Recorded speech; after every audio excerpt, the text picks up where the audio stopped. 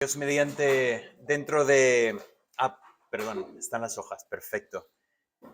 Dios mediante dentro de unas semanas volveremos a iniciar otra serie de mensajes que hemos terminado, pues lo que estábamos viendo de Jesús como profeta, como Jesús profetizaba, no solamente sobre la destrucción de Jerusalén que vino en el año 70, sino yendo mucho más allá y profetizando sobre esa llegada de Anticristo y lo que sería al final su segunda venida, en que derrotaría a Anticristo y establecería su reino sobre la tierra. Pero tenemos algunas semanas entre series de mensajes y lo que quería hacer hoy era aprovechar el momento para hablar un poco del pasaje que tenemos como pasaje de memorización para este año.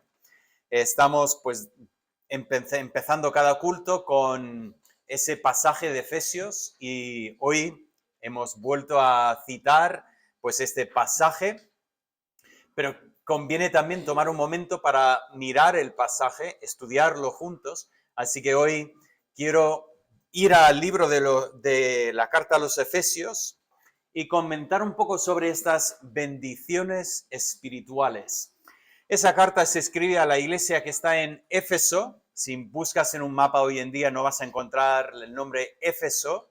Sin embargo, está todavía, sabemos dónde estaba ubicada esta ciudad. Si lo visitas, cosa que Maribel y yo tenemos pendiente, que a ver si hacemos algún viajecito a Turquía, pero nos gustaría ir a visitar y pasear por estas ruinas.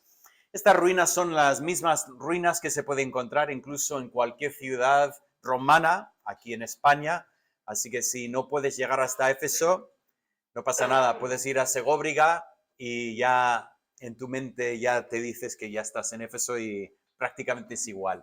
Pero bueno, si hoy en día podemos todavía encontrar los restos de donde estaba esta gran ciudad de Éfeso, donde Pablo pasó su tercer viaje misionero, por lo menos una porción importante del tiempo estuvo en esta ciudad, predicando el Evangelio, ahí con otras personas más, y ahora escribe desde Roma, desde la cárcel en Roma, escribe la carta a la iglesia para fortalecer a la iglesia, y no solamente la iglesia de Éfeso, sino también creemos que esta carta circulaba a las otras iglesias de la zona.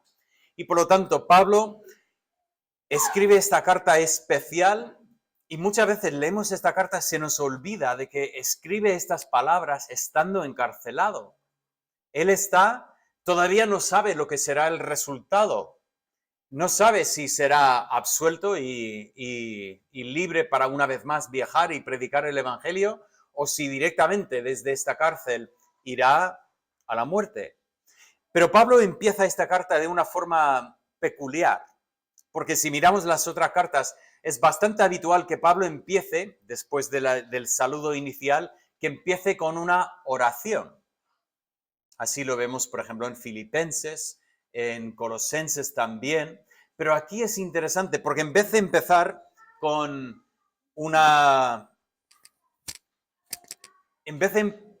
¿Vamos bien? Vale, en vez de empezar con una oración, empieza con otro tipo de oración. O sea, el tipo de oración aquí es una frase gramaticalmente muy, muy complicada. En nuestra Biblia han roto lo que es la frase, la oración, en varias partes.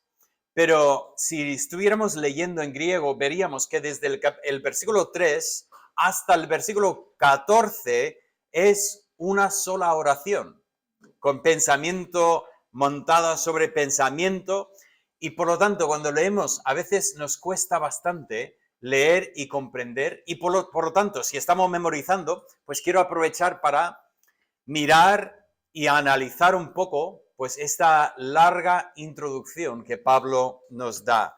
Pero para hacer esto vamos a hacer primeramente unas observaciones iniciales sobre ese párrafo que tenemos en nuestras Biblias. Primeramente, es un párrafo trinitario.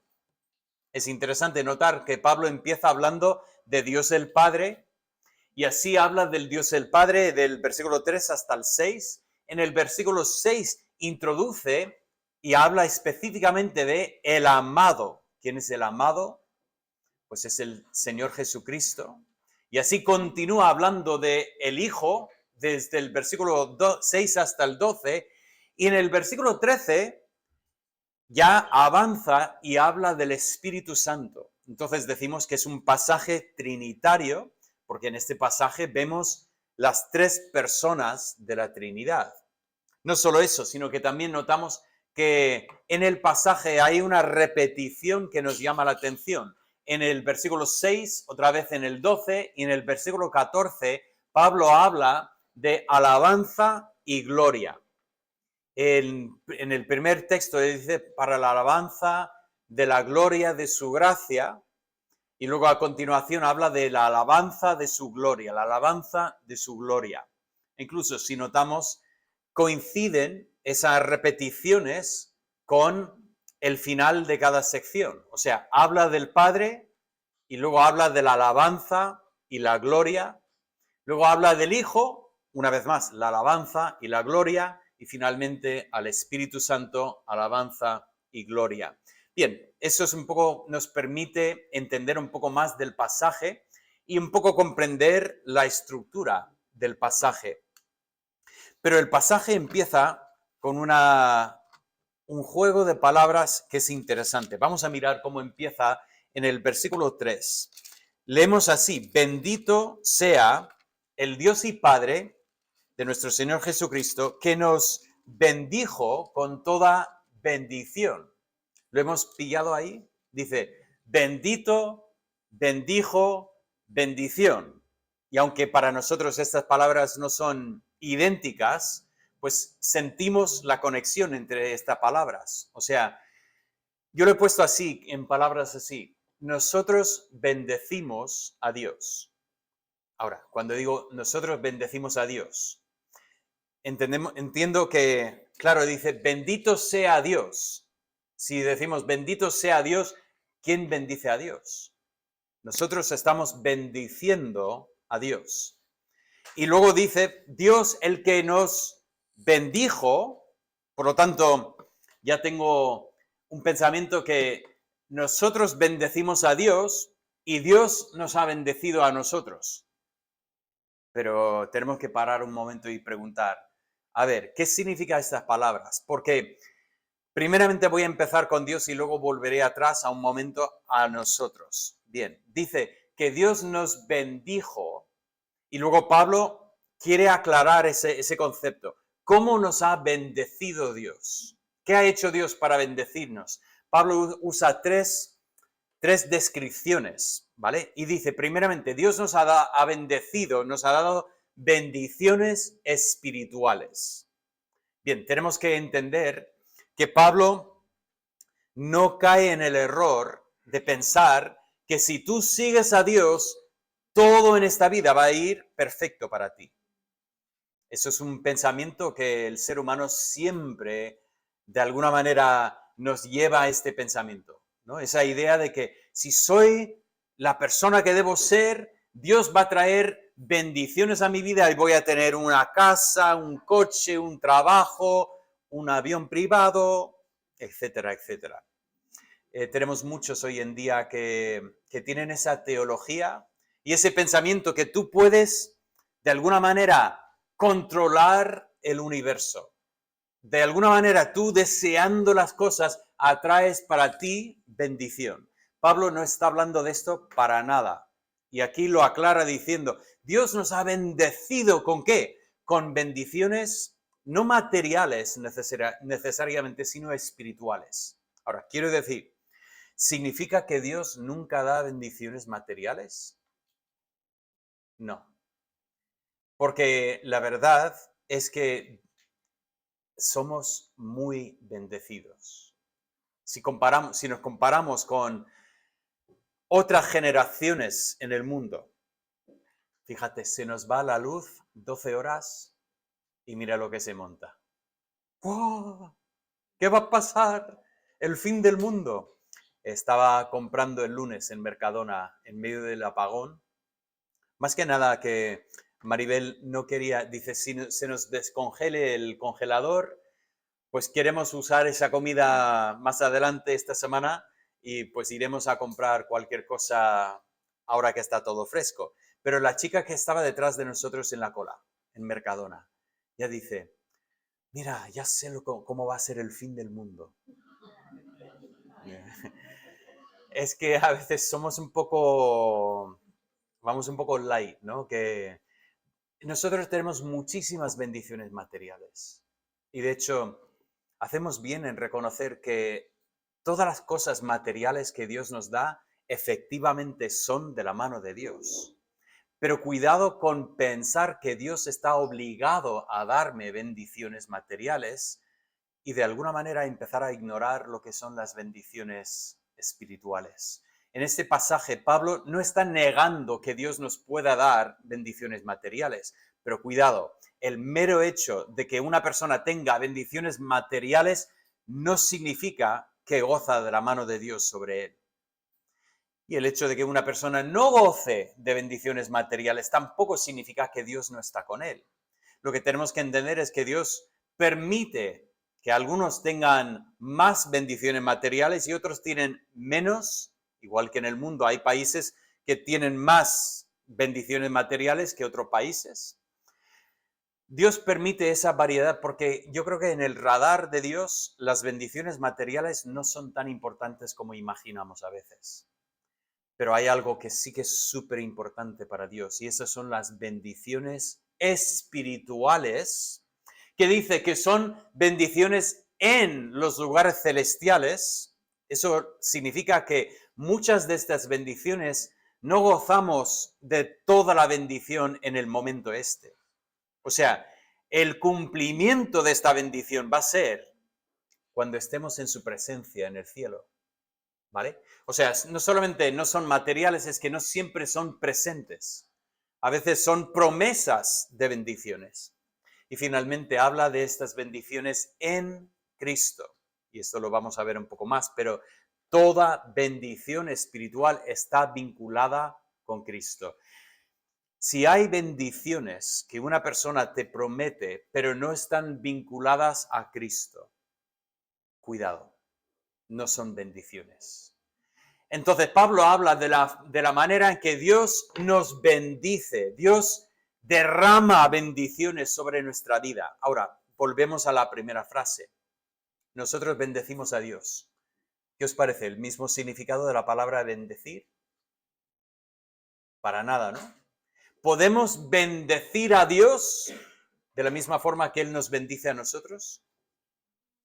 Ni cerca. ¿Qué significa esa palabra bendecir en el contexto de la primera frase?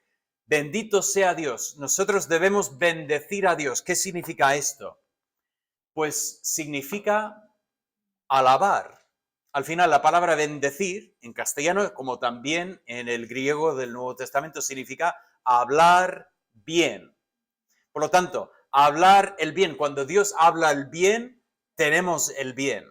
Nosotros cuando hablamos del bien, lo que nosotros estamos haciendo es reconocer el bien. Por lo tanto, el pasaje empieza con este pensamiento que dice, mira, Dios nos ha dado tantas bendiciones, lo único lógico es que nosotros devolvamos y reconozcamos estas bendiciones y así alabemos a Dios.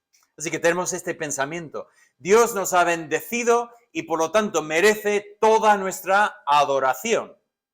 Y a continuación lo que hace Pablo es que empieza a darnos una serie de 7 bendiciones espirituales en los lugares celestiales en Cristo que pertenecen a cada creyente.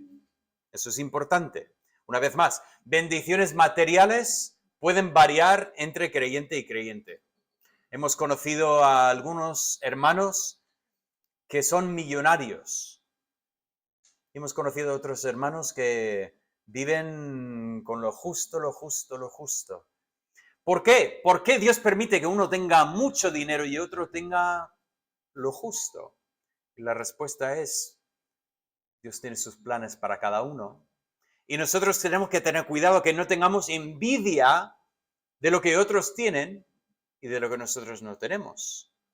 Pero qué bonito que en este pasaje, cuando hablamos de estas 7 bendiciones, pertenecen a cada creyente. ¿Cuáles son las 7 bendiciones? Bueno, hoy no vamos a hacer las 7 bendiciones. Hoy solo vamos a hablar de 3 bendiciones y específicamente hablaremos de las 3 bendiciones que están vinculadas directamente a la persona de Dios el Padre. Así que entremos en la primera bendición.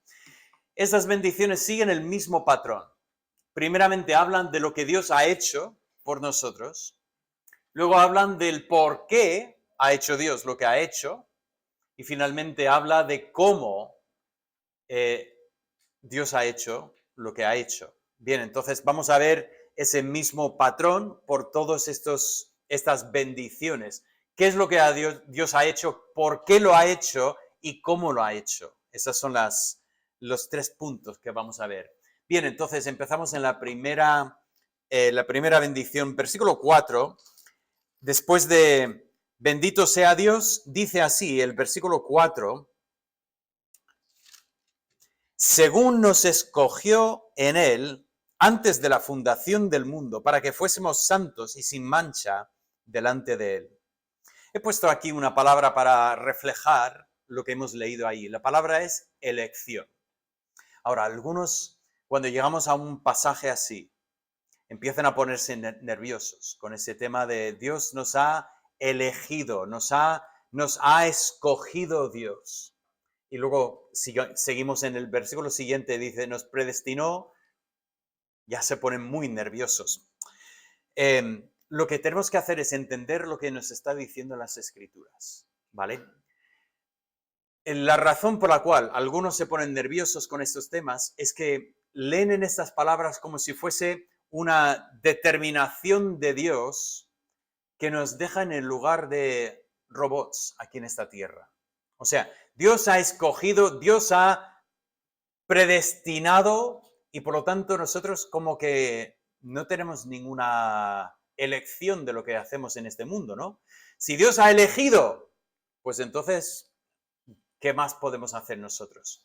Por cierto, Pablo habla de esto en Romanos y ya descarta ese pensamiento. Dice, es un error. Lo podemos leer ahí en Romanos y ver cómo Pablo desarrolla el tema en el capítulo 9, 10 y 11 realmente, y ver cómo Pablo trata ese tema y lo descarta. Dice, no, estamos pensando mal. Lo que tenemos que recordar es que uno de los temas fundamentales de la palabra es el tema de la responsabilidad humana. Somos responsables ante Dios. Por lo tanto, cuando hablamos de un tema como elección, tenemos que entender esta elección, pero no dejar que sobreponga sobre el pensamiento de la responsabilidad. Nuestra lógica humana nos mete en ese conflicto, ¿no? Porque dice, si Dios ha elegido a los que Él va a salvar, obviamente esa persona no tienen opción, ¿vale? Él los ha elegido y si ha elegido a estos, no ha elegido a los otros, ¿por qué no los ha elegido a ellos? Y ya entramos en el tema, ¿no? De que somos robots, que sencillamente pues somos como las piezas del ajedrez que el jugador mueve según su antojo. Pero ese no es el pensamiento que tenemos aquí. El pensamiento que tenemos aquí realmente es mucho, bueno, es diferente el pensamiento aquí, porque el pensamiento es que Dios ha elegido con un propósito. Pero pensad por un momento, ¿cuál fue realmente lo primero que hizo Jesús cuando inició su ministerio terrenal? ¿Qué hizo Jesús al principio de su ministerio? Es curioso, empezó escogiendo a 12 hombres. Ahora, ¿cómo escogió a estos 12? Nos preguntamos, ¿no? En algunos casos, pues venían buscando a Jesús. Qué interesante es el caso, por ejemplo, de Andrés, que viene con Juan y busca a Jesús, pasan un día entero con Jesús y luego después vuelve y busca a su hermano y dice, tienes que ver a esto, este es el Mesías. Pero hay otros casos, como el ejemplo de Mateo. Mateo, el publicano, el cobrador de impuestos. El Señor pasa por su mesa, por donde él estaba trabajando, y el Señor dice, sígueme. Ahora, sí, hay momentos que si pudiera ver la cara de los discípulos, me encantaría ver la cara de los demás discípulos cuando Jesús para frente a un cobrador de impuestos de Roma. Eso es lo peor de lo peor. Era un traidor contra su nación y encima, pues era rico. Y así tenías envidia, tenías todo lo que se puede imaginar en contra de estas personas. Es curioso a veces en la Biblia que menciona a los publicanos, los cobradores de impuestos, junto con las prostitutas. Qué interesante. Eso te da un nivel en que realmente esa sociedad los ponía. Jesús pasa al lado de un cobrador de impuestos y dice, sígueme, te he elegido a ti. Y los otros discípulos, vamos, las caras, dice, ¿cómo? ¿Cómo a este? Señor, tú sabes quién es este. Pero el Señor eligió.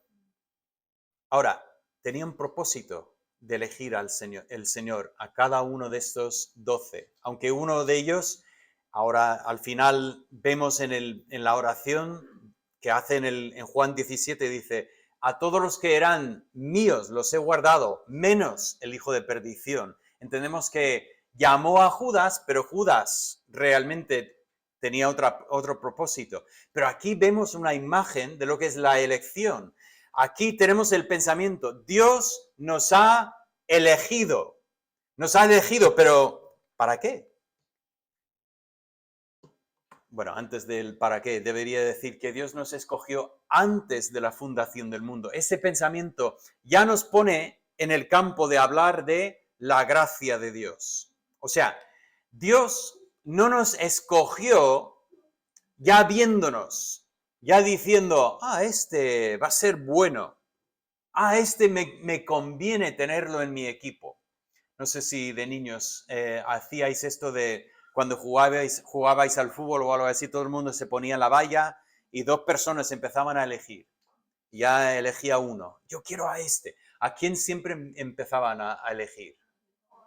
Bueno, si no fuera un hermano, que a veces iba por así, ¿no? Que empezaba con, primero tenía que coger a mi hermano porque es mi hermano. Bueno, igual yo crecí con niños muy nobles, no lo sé.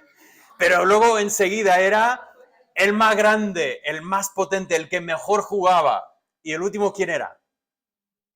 Siempre, no sé, con vosotros también pasaba, ¿no? Que el último llegaba y decía, venga tú también. Okay. Triste al final. Pero es interesante, nosotros entendemos ese tema de elección en base de lo que me beneficia. Pero aquí dice Dios, antes de la fundación del mundo. Yo ni fui creado todavía y Dios ya me conocía y Dios me había elegido. ¿Por qué? No porque me vio como una persona tan buena que Dios diga, uy, quiero a David en mi equipo. No, es que Dios antes de la fundación del mundo me había escogido. ¿Pero para qué? Para ser santos y sin mancha. Ahora, pensad en este momento, porque este es donde pone el énfasis Pablo. No está poniendo el énfasis en quién ha elegido y quién no ha elegido, sino que Dios nos eligió con qué propósito, para que nuestras vidas fuesen totalmente diferentes de lo que nosotros somos. Ahora, os recuerdo, os pongo en el contexto bíblico. ¿Qué somos en nuestra condición natural? O sea, nosotros en nuestra condición natural, ¿cómo somos? Y la respuesta bíblica es, somos pecadores. Esa palabra hoy en día parece chiste para algunos y para otros que ni se puede decir. Pero la Biblia nos dice, todos somos pecadores. Dice, sí, pero yo conozco a gente mucho peor que yo. Bien, hay pecadores peores y pecadores menos peores, pero todos somos pecadores perdidos, separados de la gloria de Dios, destituidos, como dice en Romanos 3. ¿Cómo es posible que un pecador puede ser santo y sin mancha? ¿Cómo puede un pecador tú mirarle o Dios mirarle y ver un pecador efectivamente santo y sin mancha? Pues guardad esta pregunta porque vamos contestando esta pregunta conforme avanzamos con estas bendiciones espirituales. Pero, ¿cómo lo ha hecho Dios? ¿Cómo nos ha escogido? ¿Cómo ha tenido esta idea de escogernos para ser santos y sin mancha? La respuesta, en Cristo. Vale, guardamos el patrón en la mente. Lo que ha hecho Dios, nos ha escogido antes de la fundación del mundo. ¿Por qué? Para que fuésemos santos y sin mancha. ¿Y cómo lo ha hecho? En Cristo. Ahora avanzamos con el pensamiento. Y de la elección pasamos a la adopción.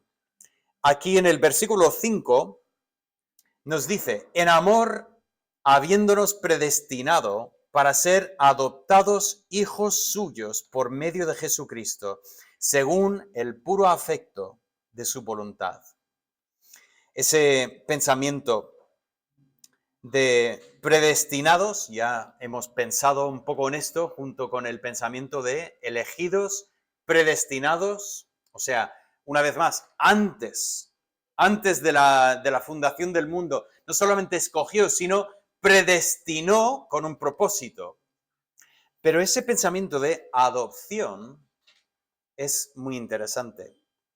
Estaba pensando en la historia bíblica del rey David. Cuando el rey David por fin se sentó sobre el trono de Israel, por fin tenía todo lo que había deseado durante, me parece que son 13 años, entre pues la unción de Samuel, su unción como rey, y subir al trono. 13 años.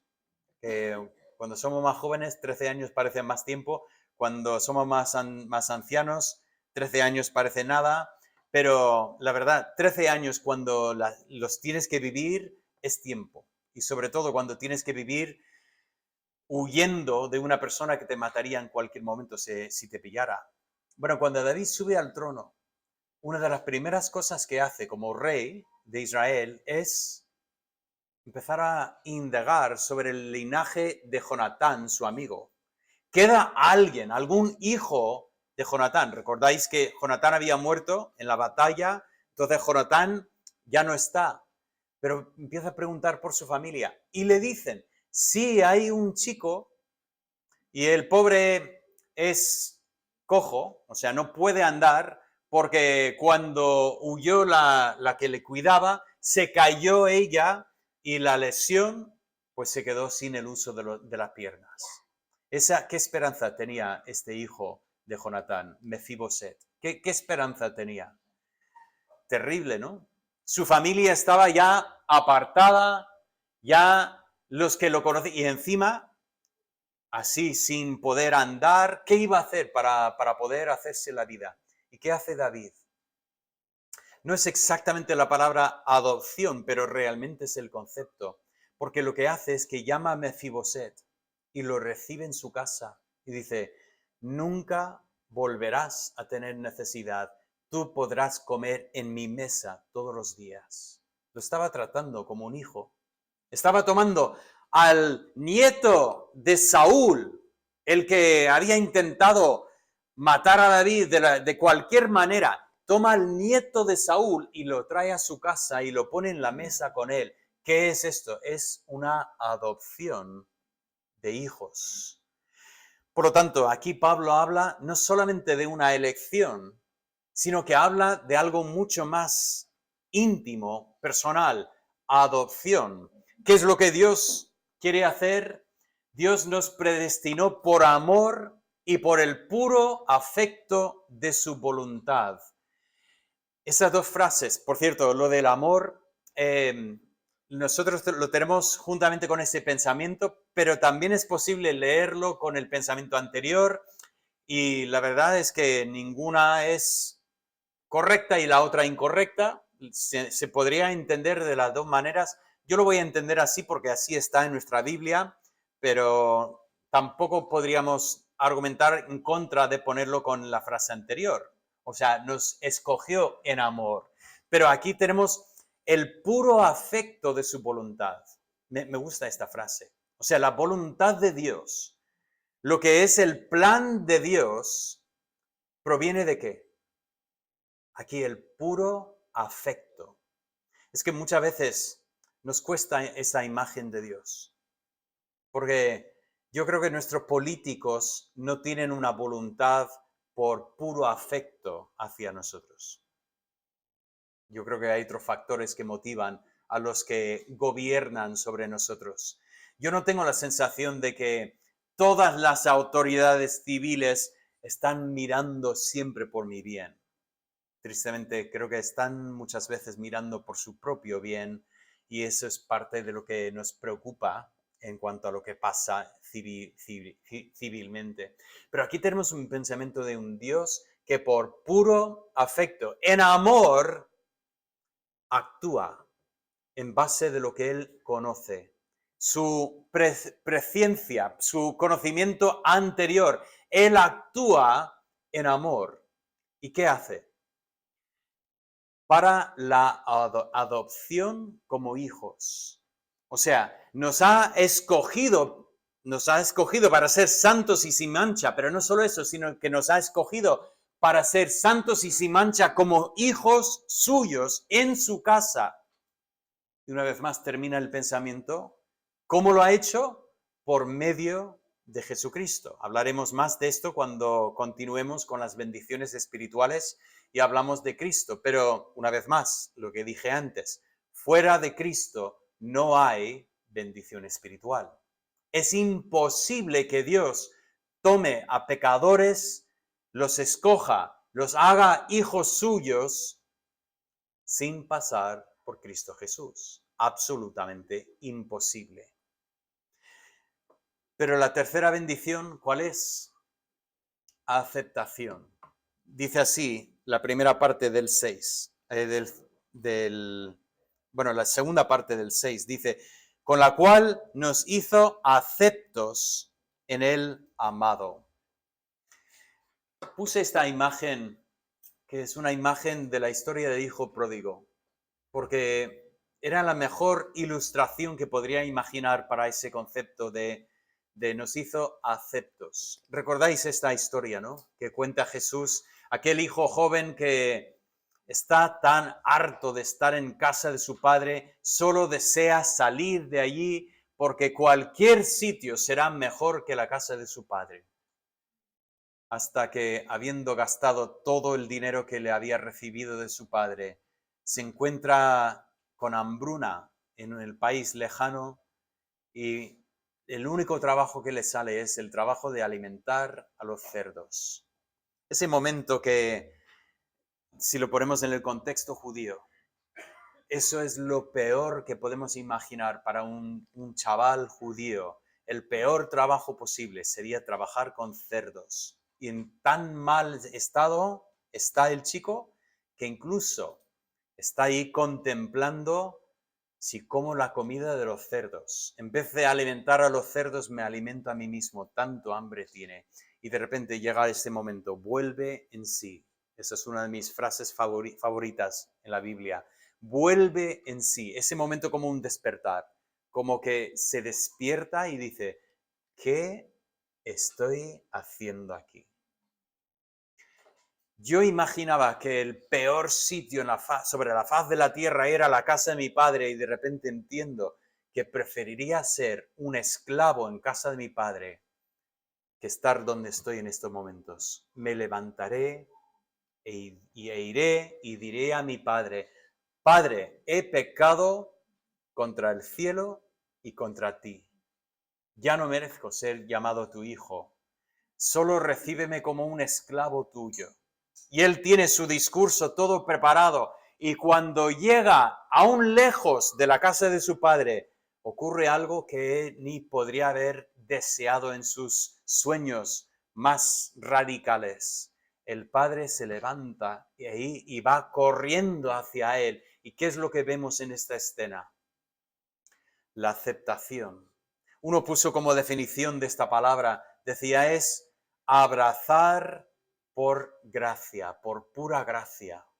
Ese concepto es lo que tenemos aquí cuando dice nos hizo aceptos en el amado. Es la imagen de este Dios que nos abraza como sus hijos, habiendo sido nosotros infieles a Él. Y sin embargo, Él nos hizo aceptos, una vez más, en el amado. Uy, esa pantalla no iba a estar. Y ahí está.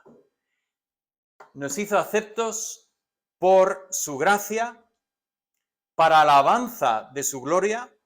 O sea, esto es la culminación de este párrafo, de esta parte del párrafo. Para la alabanza de su gloria, Dios nos ha hecho aceptos como por medio de el amado, su Hijo amado. Murió en la cruz por nosotros, para que nosotros fuésemos abrazados como hijos santos y sin mancha a los que Dios había escogido desde antes de la fundación del mundo. Ahora, pensad por un momento en lo que hemos visto en este pasaje. Aún nos quedan 4 bendiciones más, pero aquí tenemos las primeras 3 bendiciones. Interesante, estas bendiciones realmente tienen que ver con antes de la fundación del mundo, en la elección de Dios, la predestinación de Dios, tiene que ver con nuestro presente en el momento que nosotros pues somos aceptados ante Dios de esta manera, y luego veremos más bendiciones que continúan hacia adelante en nuestra vida espiritual. Pero pensad por un momento en estas bendiciones. Quiero que notemos varias cosas de estas bendiciones. En primer lugar, quiero notar aquí que toda bendición espiritual es gracias a la persona del Señor Jesucristo.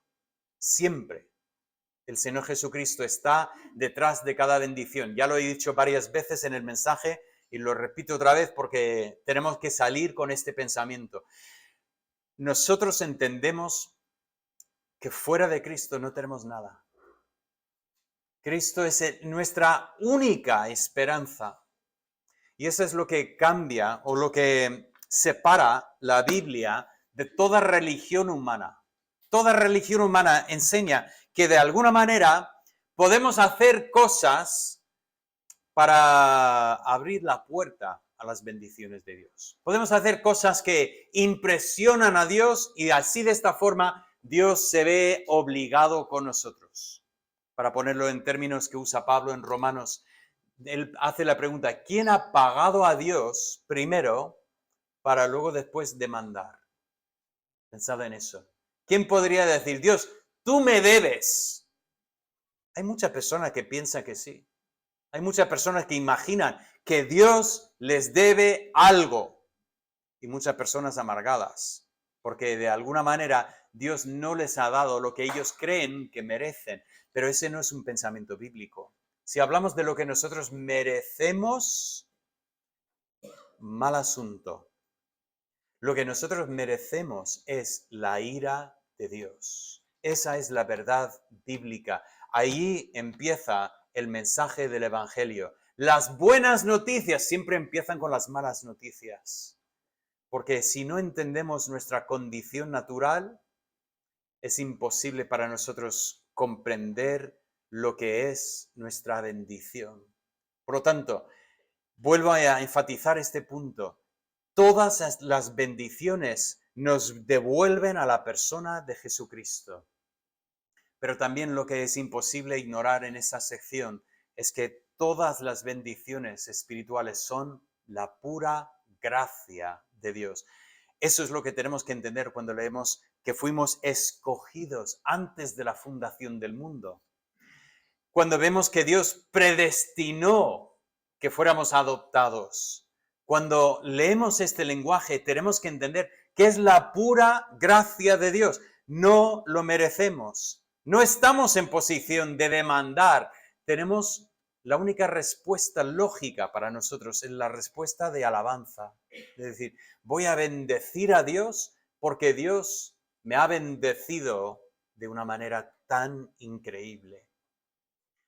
Pero también es importante que enfatice aquí el pensamiento que Dios tiene un propósito en estas bendiciones, y el propósito es tomar a pecadores rebeldes, apartados de su presencia, y traerles y convertirles en hijos santos y sin mancha.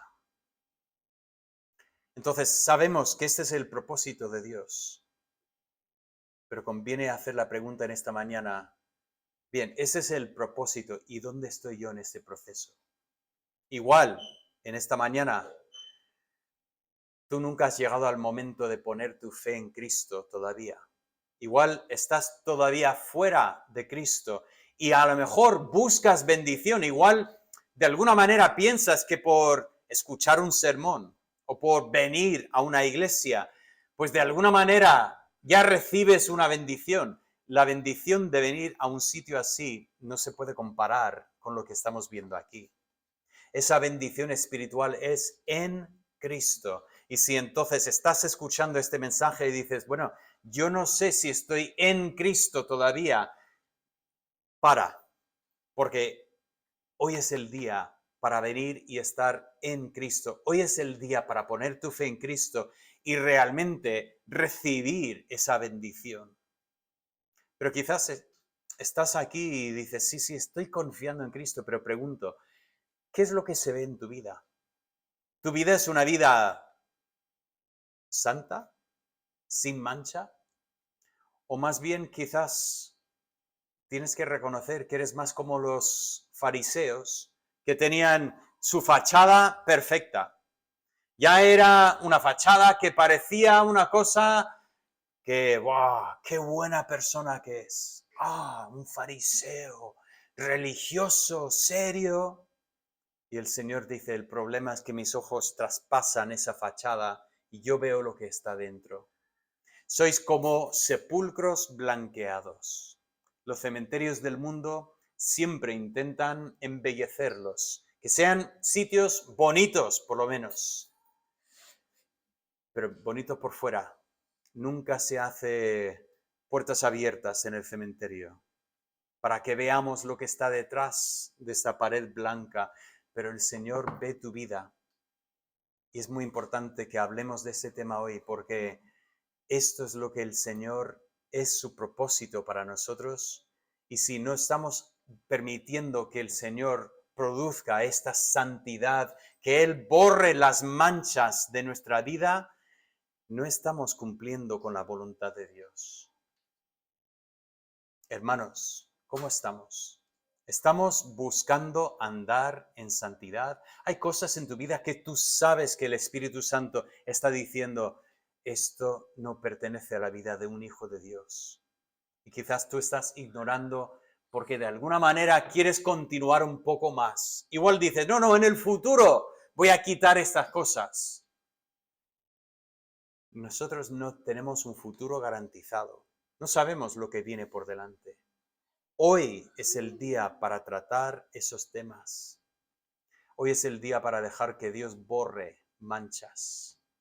Qué bonito este pensamiento. Si confesamos nuestros pecados, Él es fiel y justo para perdonar nuestros pecados y limpiarnos. Él quita manchas.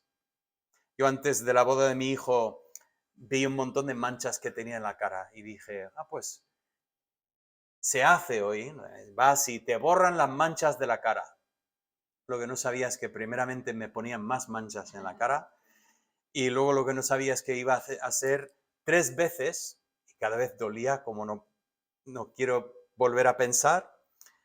Imagino que duele más o menos como un tatuaje, así que ya no me tengo que poner tatuaje porque ya he sentido el dolor en la cara. Pero ese pensamiento de el ser humano, podemos borrar manchas, pero no es perfecta tampoco. Pero el Señor sí que lo hace perfectamente. El Señor, cuando confesamos nuestros pecados, Él borra las manchas y dice, ese es mi propósito para mis hijos. Estas son las bendiciones espirituales que son nuestras en Cristo Jesús. Hoy hemos hablado de 3 bendiciones. La bendición de elección, la bendición de adopción y la bendición de aceptación. Pero el pensamiento sigue porque tenemos que hablar de la bendición de redención y continuar por todo lo que son nuestras bendiciones espirituales. Os quiero animar. Os animo a tomar el tiempo de memorizar estos versículos. La lista allí, si miráis, mi nombre no está puesto todavía, que voy a poner mi nombre. Estoy memorizando los versículos, pero siempre se me olvida poner mi nombre en la lista. Si te pones en la lista o no te pones en la lista, eso no es lo más importante, pero te animo a no ignorar eso. Qué bendición es guardar la palabra en nuestros corazones. Yo lo encuentro sobre todo cuando voy a la cama y me acuesto, cierro los ojos y a veces que como que los ojos no se me quedan cerrados, que estoy todavía así. Qué bonito es tener algo que podemos repasar en nuestra mente y para mí siempre, no sé, empiezo a repasar los versículos y tengo que repasarlos en otro momento porque nunca llego al final. Siempre me quedo a medias. Pero qué bonito es tener algo así en la mente. Os quiero animar, estamos todavía en el mes de mayo empezando. Si no has memorizado todavía, pues todavía tenemos tiempo para recuperar. Pero qué bendición tener en tu mente una lista de bendiciones espirituales que puedes renovar tu alma todos los días. Y así os animo a meditar y practicar la palabra de Dios. Señor, te doy gracias por las bendiciones espirituales que son nuestras en Cristo Jesús. Señor, tú has provisto para estas bendiciones, pero perdónanos por las veces que ignoramos estas bendiciones, las veces que incluso menospreciamos estas bendiciones, como que le quitamos importancia. Pero Señor, queremos en Cristo ser hijos tuyos que andan en santidad, que tenemos estas manchas borradas por tu pura gracia. Y así de esta forma, que vivamos como luces en este mundo, que otros viendo nuestra vida vean en nosotros tus propósitos para ellos también. Que abramos nuestra boca en testimonio y que tú uses ese testimonio para salvar a otros. Pido esto en el nombre de Cristo Jesús. Amén.